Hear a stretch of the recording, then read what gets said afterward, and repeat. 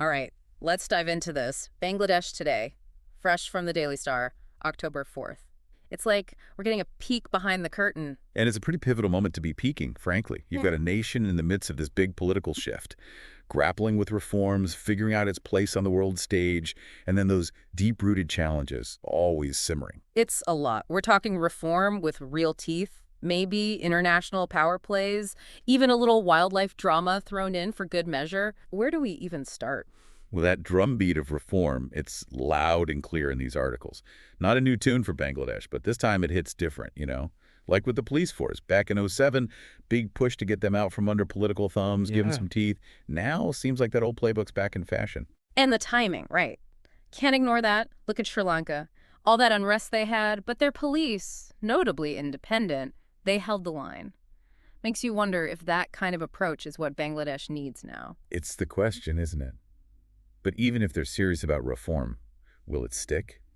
This new commission they've got, it's nestled right inside the Home Ministry, raises some eyebrows. Yeah, like trying to change a tire with the parking brake on. And then there's this whole other beast, the Enforced Disappearance Inquiry Commission. 400 incidents, a secret detention center they called Ainagar. This isn't just reform, it's a reckoning. Chilling stuff. Yeah. Allegations of state-sponsored disappearances under the old regime, people vanishing right before the commission shows up. Elite units, the Rapid Action Battalion, caught in the crosshairs. Yeah. It's a lot to unravel. It really is. On the one hand, you've got these investigations happening at all, which says something. But then you have these whispers. Can there really be justice, especially when it leads right back to the top? Exactly. It's not just righting past wrongs. It's defining what Bangladesh wants to be moving forward. And speaking of moving forward, Bangladesh on the world stage right now, well, they've got a Nobel laureate running the show. Professor Muhammad Yunus, that's a heavy hitter. No doubt. At the UN General Assembly, he's making waves, meeting world leaders, securing pledges. It's a different face of Bangladesh he's presenting. Though I'm kind of fixated on the India situation. There's tension there. Oh, totally. That elephant in the room vibe. Right. Like, they met, sure, but Yeah. no one-on-one between Professor Yunus and Modi speaks volumes. It's diplomatic theater at its finest. Bangladesh making new friends, building partnerships, and India's watching it all, maybe a little wary. And adding to that whole diplomatic dance, you've got the Malaysian Prime Minister's visit. Not just a handshake, they're digging into this labor recruitment system, which, let's be honest, has been pretty exploitative. And it might come down to a single word in their worker agreement. Change that one word. It could dismantle a system that's left too many Bangladeshi workers vulnerable. Talk about high stakes, hidden in plain sight. One word. Wow. It's easy to get lost in the global chess game, right? Yeah. But these articles, they bring us back down to earth, the human cost of it all. Like what's happening in the Chittagong Hill tracks. Yeah, that's a tough read. The violence in Kagrachari, Rangamati, a 17-year-old kid, dead, property destroyed. You can practically feel the tension in those words. And the lack of accountability, that's the Well- gut punch. This isn't a one-off, it's a pattern. And for the indigenous communities who thought, hey, maybe this new government, it's a betrayal. That Hill Tracks Accord, back in '97, it was supposed to fix this, right? Uh-huh. Land rights, self-governance, all of it. And yet, Decades later, same story. It makes you wonder, what'll it take?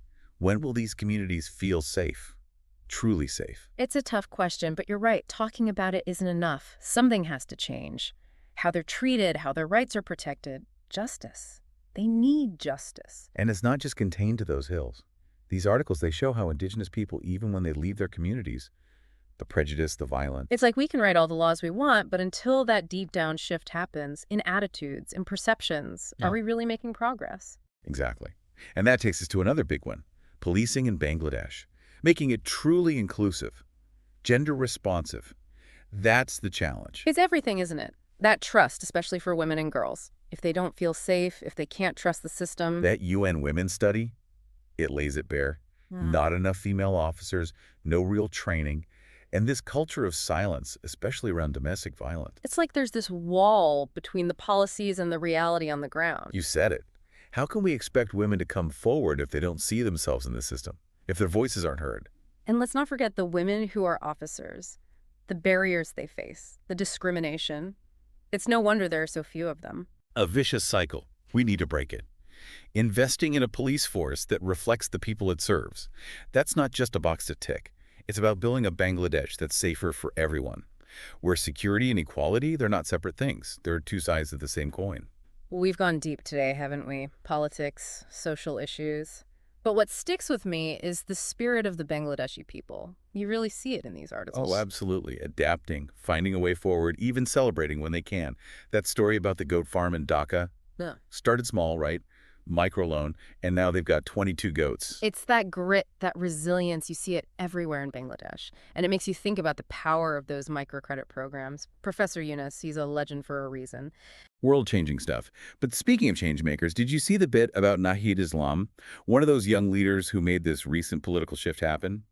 He made the Time 100 Next list. 26 years old, a minister in the interim government. Incredible story. And it's not just him, it's a whole generation stepping up, right? That time list, it's not just a pat on the back, it's a sign of the times. Exactly.